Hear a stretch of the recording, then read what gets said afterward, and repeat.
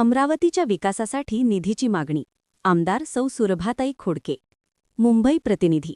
दिनांक 12 मार्च.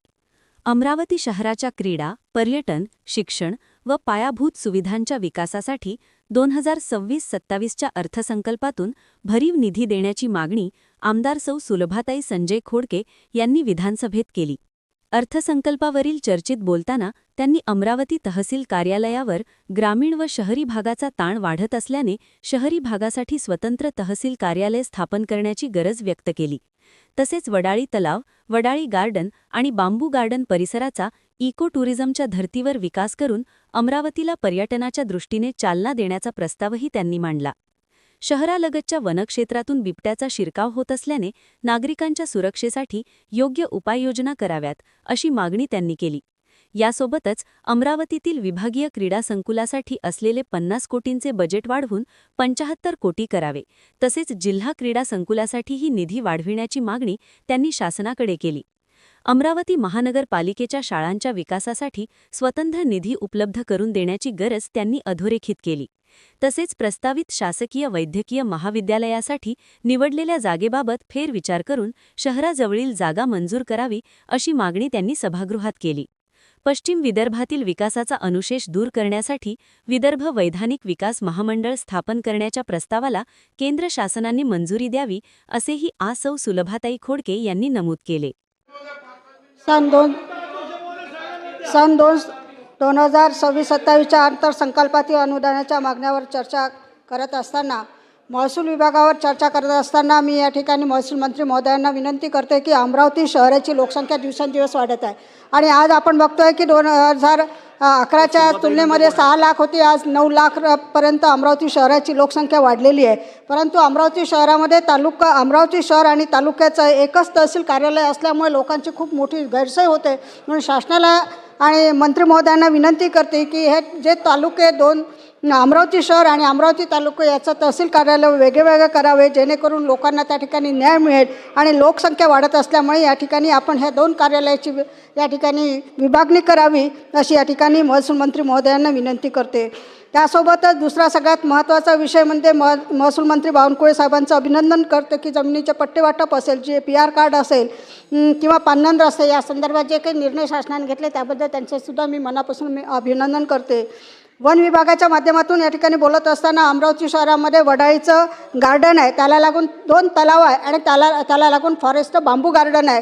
आणि हे बांबू गार्डन, वडाळी तलाव आणि ते 2 तलाव आहे, फॉरेस्टचे तलाव आहे, ते फॉरेस्टचे तलाव असं मिळून जर आपण इको टुरिझमच्या माध्यमातून एक पर्यटन स्थळ जर निर्माण केलं तर निश्चितच अमरावती शहरातील लोकांना त्या ठिकाणी पर्यटनाचे व्यवस्था होईल. त्याच्या माध्यमातून या ठिकाणी मी प्रस्ताव तयार करायला वन विभागाच्या अधिकाऱ्यांना दिला आहे. तो प्रस्ताव आपल्याकडे आलेला आहे. म्हणून वनमंत्री महोदयांना माझी विनंती आहे की या इको टुरिझम, कारण शहरी भाग आहे, शहरी भागामध्ये पर्यटनचं कुठलं स्थळ नसल्यामुळे यालासुद्धा आपण या ठिकाणी मान्यता द्यावी व निधी उपलब्ध करून द्यावा अशी या ठिकाणी विनंती करते. आणि सगळ्यात महत्त्वाचं म्हणजे बिबट्या, कारण ग्रामीण भागामध्ये बघतो पण आमच्या अमरावती शहराला लागून एक जंगलचा भाग आहे. त्या जंगलच्या भागामध्ये मंगलधाम असेल, वडाई असेल, 500 क्वार्टर असेल, पोलिसांचे क्वार्टर आहे, त्या ठिकाणी रोज बिबट्या येतो. आजही आता कालही परवाच्या दिवशी रोज बिबट्या येतो. त्यामुळे त्या भागातलं वातावरण असं आहे की 6-6:30 नंतर तिथे कुठेही एकही कुटुंब बाहेर निघत नाही. सगळ्यांचे दारं लागले आहेत, ते जाण्याचं भीतीचं वातावरण निर्माण झालेलं आहे.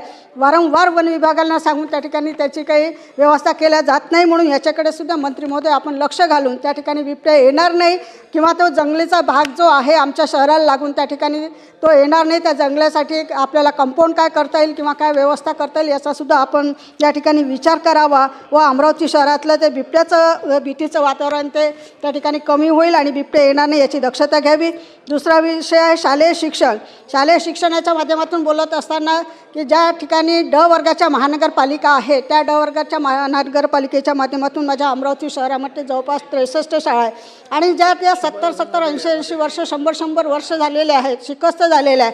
आज आपण बघतोय शहरीकरण वाढत आहे. शहरीकरण वाढत असल्यामुळे विद्यार्थ्यांची संख्यासुद्धा त्या ठिकाणी वाढत आहे आणि विद्यार्थ्यांची संख्या वाढत असल्यामुळे शाळेमध्ये बसण्याची व्यवस्था नाही आहे. म्हणून मला शालेय शिक्षण मंत्री महोदयांना विनंती आहे की या ठिकाणी असणारे जे काही आमच्या ड वर्ग महानगरपालिकेच्या शाळा आहेत त्याचा प्रस्ताव आम्ही शासनाकडे पाठवला आहे, जेणेकरून जे काही विद्यार्थी आहे पायाभूत सुविधा म्हणजे मध्ये आपण शिक्षण म्हणतो, शिक्षणासाठी आपण सगळी व्यवस्था करतो, पण मुलांना बसण्यासाठीच जर जागा नसेल तर त्या ठिकाणी विद्यार्थ्यांची गैरसोय होते. म्हणून माझ्या शालेय शिक्षण मंत्री महोदयांना विनंती आहे, त्या ठिकाणी त्या शाळेचा प्रस्ताव आला आहे, त्यासाठी आपण निधी उपलब्ध करून द्यावा, जेणेकरून विद्यार्थ्यांना चांगलं शिक्षण घेता येईल. त्यासोबत DPDCमधून आपण जिल्हा परिषदेच्या शाळांना निधी देतो आणि त्या ठिकाणी बांधकामासाठी निधी देतो, पण शहरासाठी आपण निधी त्या ठिकाणी देत नाही. म्हणून हेड निर्माण करण्यासाठी मी वारंवार त्या ठिकाणी प्रश्न मांडत असते, पण तो हेड अजूनही निर्माण झाला नाही आहे. म्हणून या ठिकाणी DPDCमध्ये अमरावती म्हणजे शहरासाठी सुद्धा आपण शाळेसाठी महानगरपालिकेच्या शाळेसाठी सुद्धा हेड निर्माण करावा व त्याला तो प्रस्ताव आम्ही शासनाकडे पाठवला आहे, त्यालासुद्धा मान्यता द्यावी अशी या ठिकाणी विनंती करते. आणि सगळ्यात महत्त्वाचं म्हणजे शिक्षकांची संख्या कमी आहे. आज आपण बघतोय की माझ्या अमरावती जिल्ह्यामध्ये मेळघाटसारखा भाग आहे, धारणी चिखलदरा, त्या ठिकाणी शिक्षक जात नाही, शिक्षकांची संख्या कमी आहे. त्याच्यामुळे त्या ठिकाणी असणारे कुपोषण असेल किंवा अनेक प्रश्न आहेत त्या ठिकाणी निर्माण होतात. म्हणून शिक्षकांची जी भरतीचं आपण पोर्टल तयार केलं, त्या ठिकाणी त्यांची भरती केली नाही आहेत. म्हणून ज्यांचं त्या ठिकाणी भरतीसाठी हे झालेलं आहे त्यांचीसुद्धा शिक्षकांची भरती करावी, जेणेकरून या ठिकाणी विद्यार्थ्यांना न्याय मिळेल आणि शिक्षण व्यवस्था त्या ठिकाणी होईल. दुसरा विषय महत्त्वाचा क्रीडा विभागाच्या माध्यमातून बोलत असताना माझ्या अमरावती शहरामध्ये विभागीय क्रीडा संकुल आहे. त्या विभागीय क्रीडा संकुलसाठी आपण 50 कोटी देत आहे, परंतु हे क्रीडा संकुल हे विभागीय असल्यामुळे त्या ठिकाणी 50 कोटी फार कमी पडतात. म्हणून त्या ठिकाणी आपण 75 कोटी वाढवून द्यावा. त्यासोबतच जिल्हा क्रीडा संकुल आपण त्या ठिकाणी बांधतो, त्या ठिकाणी 25 कोटी देतो, त्याच्यासुद्धा आपण त्या ठिकाणी 50 कोटी करावा असं या ठिकाणी शासनाला विनंती करते. मागच्या वेळेस शासनाने याची घोषणा केली होती, परंतु ती घोषणा काही अंमलात आली नाही आहे.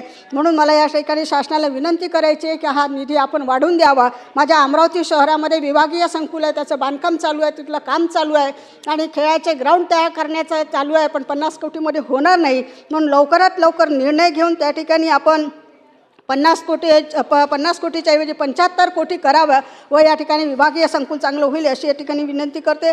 त्यासोबत ते क्रीडा संकुल आपण करतो, पण त्या क्रीडा संकुलचं मेंटेनन्स होत नाही. परंतु त्या मेंटेनन्स करण्याकरता वारंवार मी DPDCमध्ये प्रश्न मांडला की त्या ठिकाणी ते मेंटेनन्ससाठी आपण या बजेटच्यामधून DPDCच्या बजेटच्या निधीमधून त्या ठिकाणी निधी द्यावा. म्हणून मी शासनाला विनंती करते की DPDCच्या निधीतून 2% निधी हा विभागीय संकुलसाठी आणि 1% निधी हा जिल्हा संकुलसाठी आपण दिला, जेणेकरून आपण हे जे विभागीय क्रीडा संकुल जिल्हा क्रीडा संकुल आपण उभारतो त्यालासुद्धा त्या ठिकाणी त्याचं मेंटेनन्स होऊन चांगले खेळाडू तयार होतील आणि निश्चितच त्यातून चांगले खेळाडू निर्माण होतील असं मला वाटते. आणि सगळ्यात महत्त्वाचं म्हणजे क्रीडा शिक्षक नाही आहेत. प्रत्येक शाळेमध्ये क्रीडा शिक्षकनं करायची गरज आहे, कारण आज आपण मोबाईलच्या माध्यमातून विद्यार्थी ग्राउंडवर जात नाही आणि ग्राउंडवर जात नसल्यामुळे त्या ठिकाणी खेळाडू चांगले निर्माण होत नाही. म्हणून मला शासनानं विनंती करायची आहे की या ठिकाणी प्रत्येक शाळेमध्ये क्रीडा शिक्षक असला पाहिजे आणि क्रीडा शिक्षक देण्याचं काम आणि धोरण आपण आखावं आणि प्रत्येक शाळेला शिक्षक द्यावा अशी या ठिकाणी विनंती करते. त्यासोबतच नियोजन विभागाच्या माध्यमातून बोलत असताना केंद्र शासनाने मागासलेल्या भागासाठी वैधानिक विकास महामंडळाची स्थापना केली होती आणि त्या मागासलेल्या विभागासाठी या ठिकाणी मंडळाची स्थापना केली होती आणि त्याच्या माध्यमातून ज्या भागामध्ये कोणते विभाग मागासले आहे त्या ठिकाणी त्याचा विकास करणं गरजेचं आहे या माध्यमातून आपण तपासत होतो. परंतु गेल्या 10 वर्षापासून वैधानिक विकास मंडळाची मुदत संपल्यानंतर त्या ठिकाणी आपण केंद्र शासनाकडे त्याचा प्रस्ताव पाठवलेला आहे, परंतु त्याला मान्यता मिळाली नाही. आम्ही वारंवार मागतो की त्या ठिकाणी वैधानिक विकास मंडळाची स्थापना झाली पाहिजे. मला या ठिकाणी सांगत असताना संपूर्ण महाराष्ट्रामध्ये जर बघितलं आमचा अमरावती विभाग फार मागासलेला आहे. प्रत्येक विभागात आपण बघितलं तर प्रत्येक विभाग मागासलेला आहे. त्या ठिकाणी आत्महत्याचं प्रमाण खूप वाढलेलं आहे. शेती फक्त निसर्गाच्या पाण्यावर अवलंबून आहे, कारण त्या ठिकाणी असणारे इरिगेशनचे जे प्रकल्प आहेत ते सुद्धा पूर्ण झालेले नाही आहेत. त्या ठिकाणी असणारे ज्या काही शेतीसाठी योजना असतात त्यासुद्धा पूर्ण झाल्या नाही. म्हणून शेतकऱ्यांना फक्त पावसावर अवलंबून राहतं आणि त्यासोबतच नोकरीच्या संदर्भातसुद्धा रोजगार निर्मिती होत नाही आहे. त्यासोबत उद्योगसुद्धा या ठिकाणी उद्योगासाठी MIDCमध्ये खूप जागा घेतला, मेगा प्रकल्प आला, फक्त जागाच आहे, प्रस्ताव तयार आहे, पण एकही उद्योग येत नाही आहे. म्हणजे हा आमचा शेवटचा 2 मुद्दे आहे. म्हणून या ठिकाणी मला शासनाला विनंती करायची आहे की आपण केंद्र शासनाकडे वैधानिक विकास मंडळाची स्थापना करण्याचा जो प्रस्ताव आहे त्याचा पाठपुरावा करून मुख्यमंत्री महोदयांना माझी विनंती आहे की या प्रस्तावाचे पाठपुरावा करून आमचा अमरावती विभाग हा मागासला राहणार नाही आणि त्याच्या माध्यमातून आम्हाला न्याय मिळेल अशी या ठिकाणी शासनाला विनंती करते.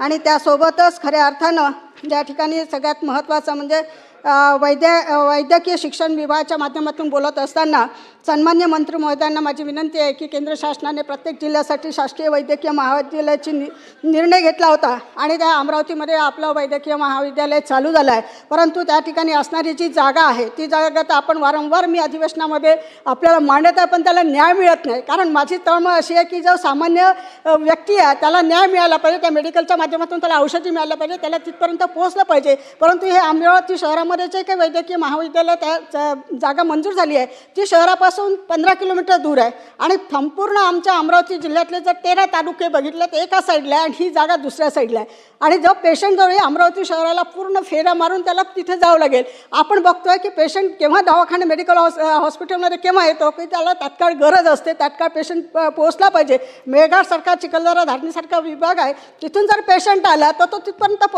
त्याला यायला वेळ आणि त्यातून 10 किलोमीटर शहराला वेळा घालून 15 किलोमीटर जावं लागेल. म्हणून मला शासनाला विनंती, ही जागा बदलण्यासाठी आपण मला विनंती आहे, या सामान्य कुटुंबातल्या गरीब लोकांना ही आरोग्याची सेवा मिळाली पाहिजे म्हणून आपण मेडिकल कॉलेज घेतो. परंतु ते जर कॉलेजच शहराच्या बाहेर असेल त्या सामान्य व्यक्तीला उपयोग पडणार नाही. म्हणून याचा सुद्धा शासनाने विचार करावा. आणि त्यासाठी मी सांगू इच्छिते की मी सुद्धा नेहमी मागितले की अमरावती शहराला लागून असून PKVची शासनाची जागा आहे, ती शासनाची जागा घ्याव्या. ती जर होत नसेल तर मला या ठिकाणी विनंती आहे की अमरावती शहरामध्ये सुपर स्पेशालिटी हॉस्पिटल आहे, लेडीजचं हॉस्पिटल आहे, त्या ठिकाणी मोठी जागा आहे. आपण हे मेडिकल कॉलेज तिथे जर शिफ्ट केलं तर या ठिकाणी अमरावती शहरातील असेल, अमरावती तालुक्यातील आणि अमरावती विभागातील सर्व पेशंटला त्या ठिकाणी येण्याची सोय होईल. म्हणून मेडिकल कॉलेजची जागा या ठिकाणी आपण बदलावी, सामान्य लोकांना न्याय द्यावा अशी मी मुख्यमंत्री महोदय आणि या ठिकाणी मंत्री महोदयांना विनंती करून थांबते. धन्यवाद.